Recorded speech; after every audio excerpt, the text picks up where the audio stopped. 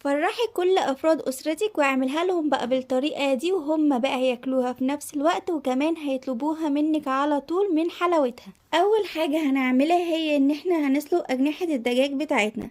ممكن تسلقيها بقى بالطريقة اللي انت عايزاها، بس أنا هنا بقى سلقتها بطريقة حلوة جدا، حتى المرقة بتاعتها بجد تحفة. لو حابة بقى تعرفي احنا سلقناها ازاي وكمان نطلع المرقة بجد جميلة كده، هتلاقي بقى الطريقة في الفيديو اللي قبل ده على طول. المهم بقى بعد ما نسلق الأجنحة نطلعها بقى من المرقة ونحطهم في طبق على جنب، ونجيب بقى طبق تاني ونحط بقى فيه الفيجيتار، وكمان نحط مكعب ماجي، وممكن كمان نضيف اي توابل تانية احنا عايزينها.